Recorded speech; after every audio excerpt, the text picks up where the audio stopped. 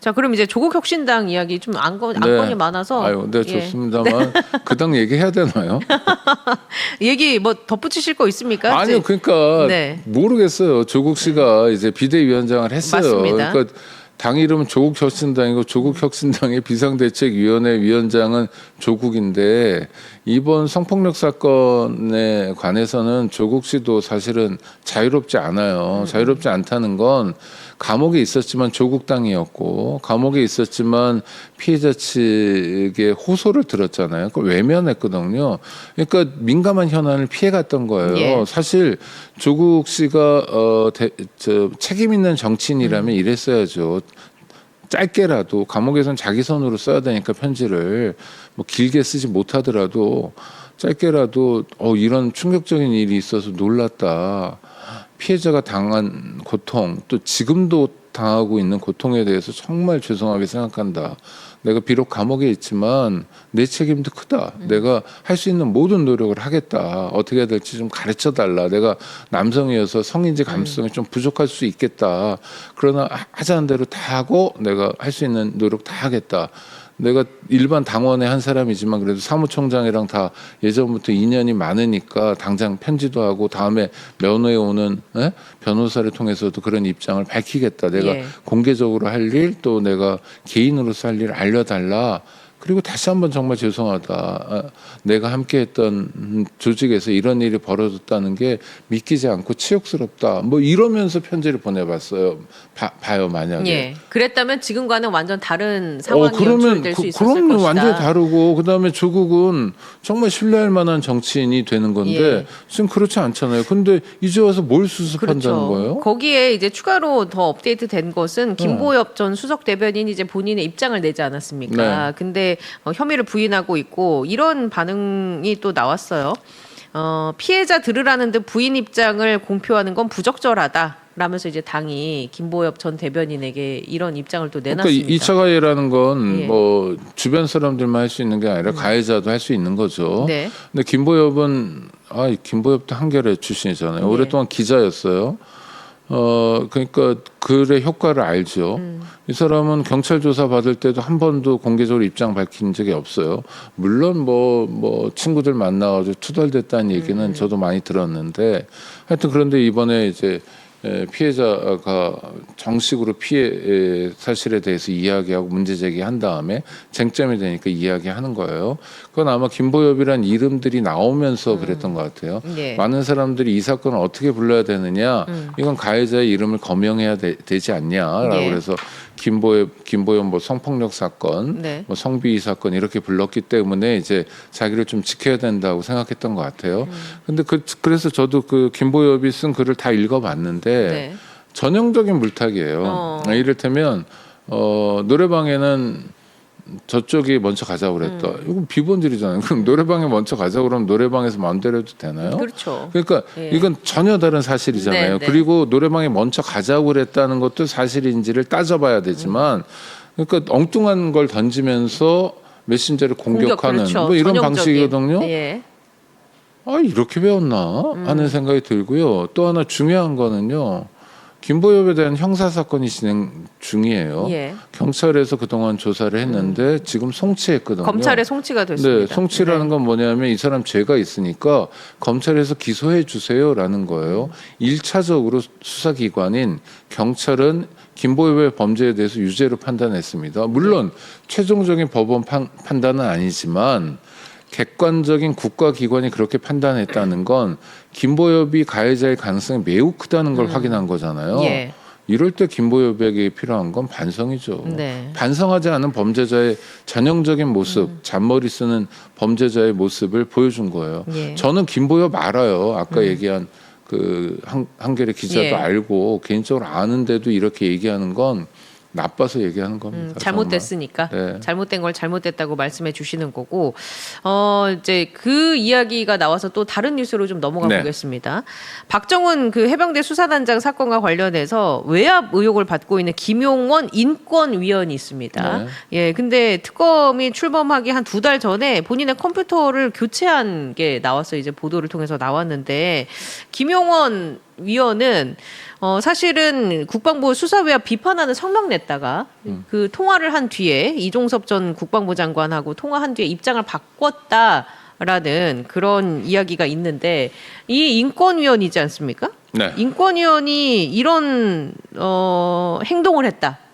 이건 어떻게 해석해야 됩니까? 일단 김영원이라는 사람 원래 검사 출신이에요. 예. 뭐 제가 그 사람 책도 우리 서가에 있던데 뭐 브레이크 없는 벤츠인가 뭐 이렇게 해서 굉장히 정의로운 검사인 척했지만 실제로는 정치적 욕망을 계속 표출했던 사람이에요. 잘 안 됐어요. 그러다가 이제 윤석열 정권의 국가인권위원회 상임위원 차관급입니다. 그게 됐고요. 이제 김용원의 역사가 있고 또 하나 군인권 보호관이라고 있습니다. 이건 뭐냐면 군대에서 인권 문제가 많이 발생해요. 뭐 사람이 죽기도 하고 뭐 여러 가지가 있는데 이것에 대해서 능동적으로 국가가 대응을 해야 되는데 그러면 뭔가 문제가 생길 때 가서 들여다봐 줘야 될 조직이 필요하지 않냐. 그래서 원래는 국민권익위원회에 하나의 팀이 있었어요. 근데 그것만으로는 좀 부족하다고 그래가지고 국민권익위보다는 약간 권한이 더 있는 국가인권위원회에 그것도 차관급으로 해서 군인권 보호관을 만든 거죠. 김용은 두 가지 지위를 가지고 있는 겁니다. 그러니까 군대에 있어서 호민관 역할을 해주는 거예요. 예. 그럼 김영원이 편들어야 될 사람은 누구냐면 구명조끼조차 없이 그렇죠. 이상한 수색 작업, 그것도 카메라를 의식한 수색 작업에 동원돼가지고 네. 죽음으로 내몰린 최일병이 최상병, 자기의 관심사고 자기가 연대해야 될 조직, 자기가 그 사람의 인권을 지켜야 될. 그러니까 이 사람 돌아가고 난 다음이니까 그래도 망자의 죽음이 어떻게 일어났는지를 파헤쳐야 될 사람이에요. 그게 근데 직업적 소명인 거죠, 그 사람의. 그렇죠. 아니 책무죠, 책무. 예. 예. 그런데 그걸 안 하고 엉뚱하게 다른 일을 했어요. 뭐 형편없는 사람이죠. 요즘 들으니까 이재명 대통령 취임 이후에는 이재명 정부의 코드를 맞추는 척 뭐 이런다는 거예요. 그러니까 이 사람은 그냥 본질이 형편없는 사람이고 그래서 그러고도 남을 사람이라는 거죠. 그러니까 검사 출신이니까 자기가 나중에 형사적으로 문제가 될 이 일에 대해서는 선제적으로 그 좀 증거를 인멸하고 뭐 그럴 만한 사람이라는 거죠. 그래서 놀라운 뉴스는 아닌 거고요. 네. 김용훈이라는 사람이 뭐 카메라 앞에서나 했던 얘기들 보면 그다음에 내란 국면에서 그 누구에게도 없는 인권이 윤석열에게만 있다는 듯이 그랬잖아요. 안창호라고 맞습니다. 위원장하고 함께 네. 그랬던 사람이에요. 네. 뭐는 안 하겠어요. 그랬던 사람이 자기가 단죄될 수 있는 증거를 그냥 냅둬요? 아니죠. 바꿔도 여러 번 바꿨겠죠. 핸드폰은 어떻게 했을까요? 보도가 안 나와서 그랬겠지만 뭐 어디 폐기했거나 버렸거나 뭐 파손했거나 벌써 한 7번째 바뀌었을 수도 있겠죠. 아니 그렇지 않겠습니까? 그러니까 이 집무실에 있는 컴퓨터를 교체한 건 아무래도 직원도 있고 이제 공개적인 공간이니까 이렇게 해서 단서가 밝혔지만 뭐 휴대전화 같은 그렇죠. 경우는 뭐 여러 가지 곡절이 있었겠죠. 제가 이게 터무니없는 의혹을 제기하는 걸까요? 아니면 굉장히 사실에 근거한 추론일까요? 네, 사실에 근거가 같아. 아니 그 검사 출신이잖아요. 네, 그렇죠. 그게 직업이에요. 그게 하던 일이고.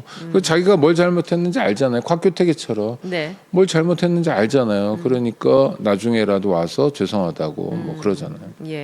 뭐 그러니까 김용원 인권위원이 김용원 인권위원다운 짓을 했다. 네네. 김용원 다운 짓을 했다. 김용원 다운 짓을 했다. 그 정도로 정리를 하고 자 미국 이야기로 좀 넘어가 보면 그 한국 정부의 발빠른 대처로 어쨌거나 우리 국민들이 돌아는 왔는데 그 과정에 대한 이야기가 좀 보도를 통해서 나오지 않았습니까?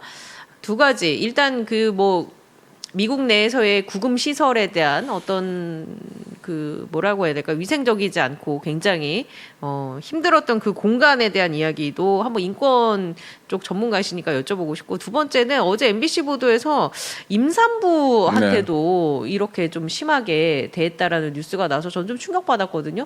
이 뉴스에 대해서 또 어떻게 보시는지. 아니 그러니까 정말 노골적인 인권 침해고요. 정말 불법 행위를 저지른 거예요.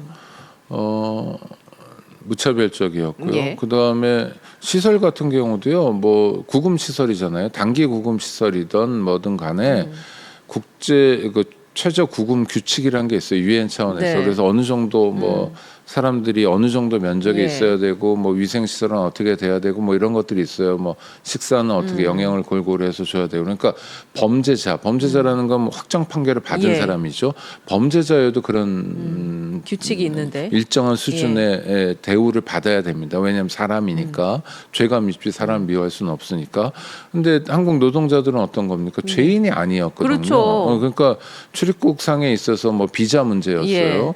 예. 나중에 뭐 형사소출할 수 있지만 백보 양보하더라도 무죄 추정을 받는 피의자의 입장이거든요. 백보 양보한다 하더라도 단순한 출입국 문제고 뭐 추방하고 그러면 끝이 문제라면 더더욱 아무 문제도 아니고 그런데 비인간적인 처우를 했거든요. 그렇죠. 그러니까 이건 범죄를 저지른 거예요. 예. 이건 전형적인 국가 범죄인 거고 예. 그래서 저는 한국 정부가 지금부터 움직이는 게 중요하다고 생각합니다. 300명이 넘는 우리 국민들이 개개인이 막 자기 피해에 대해서 가름하는 건 정말 어려워요. 예. 특히 미국 정부가 가해자인 상황에서 그러니까 국가가 이럴 때 써먹는 조직들이 있어요.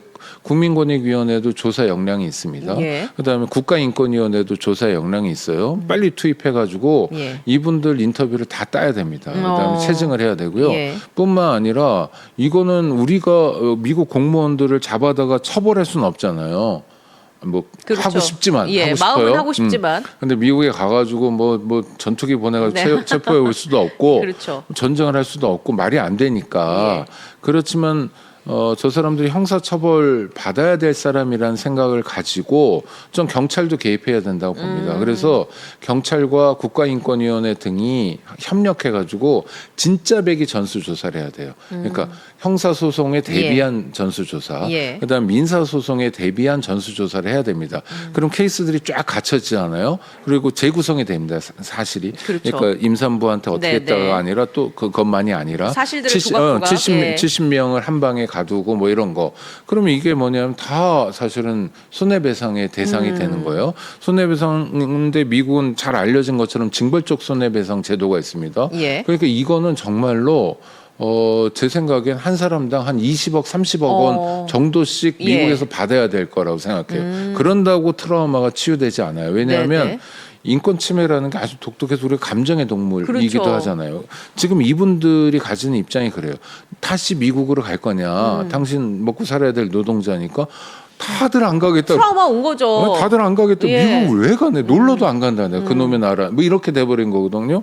근데 본인은 또 그 트라우마를 그렇죠. 어떻게 의지가 강해서 넘어섰다 하더라도 그 가족은 어머니 입장에서 가족 입장에서 아내 남편 입장에서 당신이 왜 또 미국을 가냐고 그러니까. 가지 말라고 네. 그러니까 이게 딱 생긴 거예요. 그다음 너무 나쁘잖아요. 공장 지어주러 갔고 그러니까요. 지네 나라 노동자들 예. 채용시켜 줄 거고 예. 지네 먹여 살려 줄 거고 우리가 꼭 거기 뭐 공정을 꼭 져야 되는 필요가 있는 것도 아니지만 사실은 한미 동맹이라니까 씨 뭐 어쩌고 해가지고 네. 갔는데 그 대접을 받은 거거든요. 그럼 어떻게 해야 돼요? 분명히 책임을 물어야죠. 그래서 저는 네. 개인은 어렵다. 집단이. 네, 이재명 정부가 이럴 때 분명히 해줘야 될 역할, 대통령실이나 보고 계실 테니까 해줘야 될 역할이 뭐냐면 정부 역량을 총동원해서 조사 역량이 있잖아요. 그래서 한 분도 한 3개 기관, 뭐 두 개 기관 이렇게 연대로 나가가지고 이거를 또 진술하는 것도 어려워요. 그렇죠. 다시. 그 다음에 예. 여기에 정신과 치료 원하는 사람들 받아야 되고 트라우마 치료. 그래서 비록 미국에 가서 몹쓸 짓을 당했지만 대한민국은 어떤 나라냐면 이런 인권 침해에 대해서 그래도 정상화, 그래도 도와드릴 수 있는 시스템을 갖췄고 능력을 갖췄고 또 실효적인 도움도 드린다라는 예. 모습을 보여줘야 돼요. 아, 그러니까 진짜 백의 인권 선진국이 그렇죠. 대한민국이고 미국은 인권 후진국이라는 걸 미국 사람들한테도 알려줘야 돼요. 네네. 그래서 이게 미국에서 보도돼야 돼요. 예. 미국에서 그렇게 어처구니 없는 인권 침해를 당했던 피해자들이 한국에 와서 어떤 시스템을 통해서 어떻게 인권 침해를 구제받았는지 당장 미국에서 손배는 안 오더라도 네. 당장 뭐 생업도 있고 여러 가지가 있잖아요. 그렇죠. 그럼 뭐 일종의 가처분처럼 국가가 할 수도 있거든요. 국가가 그 손해를 잠깐이라도 예. 가름해 드리고 부상권을 네네 청구한다든지. 뭐 여러 예. 뭐 그렇죠. 그러니까 또 법률적인 지원도 여러 가지 해드릴 수 있고 전 그래서 정말 발빠르게 움직여야 된다는 거고 국가의 제일 목표가 뭡니까? 국민 보호에 맞습니다. 있잖아요. 그러니까 우리가 왜 관세 협정을 하려고 그러냐면 국민 보호 때문이거든요. 국민들이 수출로 먹고 살 수 있는 먹고 살 수밖에 없는 나라의 국민이기 때문에 하는 거잖아요. 왜 그렇게 미국하고 잘 지내려고 그래요? 뭐 국가 안보도 그렇지만 사실 뭐 물건도 팔아 먹어야 되니까 그런 거잖아요. 그 중심에 뭐가 있습니까? 국민이 있거든요. 근데 우리 국민을 건드렸거든요. 예. 이건 선을 넘은 거예요. 선을 넘었다고 해서 우리가 유치하게 뭐 굴 건 아니에요. 우리는 성숙한 모습으로 외교는 외교대로 해야죠. 장사는 장사니까 해야죠. 그러나 인권 문제에 대해서는 다부진 모습을 보여줘야 되고 맞습니다. 국가 역량을 동원해서 예. 인권 침해를 당한 피해자들을 도와드려야 된다. 이게 이재명 정부의 역할이다. 어쨌거나 우리나라로 무사히 돌아오셨지만 네. 이제부터가 시작이다. 사실은 끝까지 미국에 대해서 책임을 물을 거는 묻고 우리나라가 국민을 보호하는 게 역할이 이 정도다라는 것을 보여줄 필요가 있다. 이제 그렇게 정리가 되고 미국이 과거에도 이런 유사한 잘못을 저질렀는데 배상 판결이 이민 당국이 소송한 지 3년 만에 우리 돈으로 한 16억 2천만 원을 배상해라. 인당. 예, 인당. 네. 그런 판결이 나온 걸 보면 이건 진짜 우리가 어떻게 하느냐에 따라 달려 있는 것 네. 같아요. 그리고 미국은 전형적인 인종범죄 저지른 거예요. 예. 국가범죄, 인정 혐오 범죄. 그렇잖아요. 백인이 아니라는 인권 유린 이유로. 범죄. 그러니까 뭐 예. 그러니까 국가가 저지르는 더러운 범죄 요소를 다 가지고 있어요. 예. 아니 화장실인데 그러니까 참 화장실인데 뭐 천조가리 하나 있었다며. 그것도 뭐, 제대로 가려지지도 맞습니다. 않고 뭐 예. 소리도 그렇고 여러 가지로. 마실 물에 뭐가 막 둥둥 떠다니고. 그러니까요. 예. 뭐 식사도 맞습니다. 그거 예. 뭐 반려개를 키우는 분들에겐 죄송하지 개한테도 당연히 못 주는. 어휴. 그러니까 너무 끔찍합니다. 이거는 그냥 넘어가면 안 되고요. 예. 1년이 걸리든 2년이 걸리든 단호하게 대응해야 되고 책임을 물어야 된다고 생각합니다. 그런데 아까 말씀드린 트라우마 예. 치료도 국가에서 해드려야 되고요. 할 수 있는 모든 일을 해야 돼요. 예, 인권연대도 좀 같이. 근데 또 아니 나서서. 저희는 뭐 작은 단체여서 예. 역할은 별로 없지만 저희는 목소리. 이제 역할을 하라고 예. 주장하는 목소리를. 게 저희가 역할이니까. 예. 네. 앞으로 지속적으로 좀 저도 관심을 가질 거고 관심을 같이 우리 시청하시는 분들도 가져주셨으면 얼마 전에 좋겠습니다. MBC의 어떤 PD를 보니까 그분이 이태원 참사 취재를 했대요. 그러면 현장에도 가고 그러면 트라우마 엄청나잖아요. 맞습니다. 그 예. 시신들 사체들을 예. 이렇게 한꺼번에 보고 이런 게 근데 회사에는 그 트라우마 치유 프로그램이 있다는 거예요. 그래서 이렇게 덕분에 잘 넘어가고 있다. 근데 많이 떠오르고 그런데 그럼요. 상처가 있다. 예. 근데 MBC는 좋은 회사에서 그 프로그램이 있는데 그럼 사망자들 전체는 어떻지? 가족들은 어떻지? 현장에 달려왔던 사람들은 어떻지? 하면 공백이 많은 거죠. 예. 특히 윤석열 정권에서는 뭐 왜냐면 이태원 참사에 대해 말도 못 꺼내고 맞습니다. 있잖아요.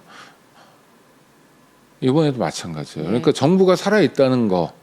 이재명 정부는 효능감이 있구나, 일하는구나. 국민에 대한 마음이 있구나, 주권 재민의 의식이 있구나라는 걸 이번 사건에서 정확히 보여줘야 되고 또 하나는 좀 오버하다시피 많이 보여줘야 돼요. 왜냐하면 이건 미국하고도 얘기를 해야 되거든요. 예. 트럼프 앞으로 또 만날 거 아닙니까? 그러니까요.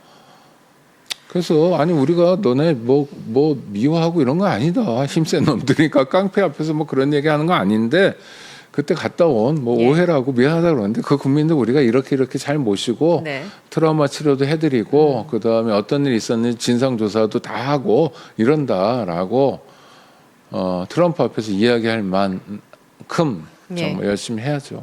네. 이태원 참사는 속상해. 예, 네. 저도 너무 속상해서 그거를 제가 공부 중인데 네. 학술지 논문에 윤석열 정부 신뢰도랑 엮어서 논문을 냈습니다. 아이고, 그래서 네. 그게 한번 보고 싶네요. 네. 해외 학술지에 게재가 됐다는 아이고, 연락을 아이고. 받아서 네, 네. 그런 식으로 사회가 잊지 제가 않고 이렇게 해야 된다. 어마어마한 분하고 아니, 방송 아닙니다. 네, 영광입니다. 아니, 네. 그러니까 제가 드리고 싶은 말씀은 네. 잊지 않고 우리가 어떤 개인의 방법으로든 어떤 조직의 방법으로든 기억하고 끝까지 함께하는 게 중요하다. 저는 그 생각을 좀. 아니 뭐 아주 봅니다. 간단하게 안 그러면 네. 또 죽어요. 그러니까요. 그리고 그 다음에 내가 죽을 수도 있고요. 예, 네. 맞습니다.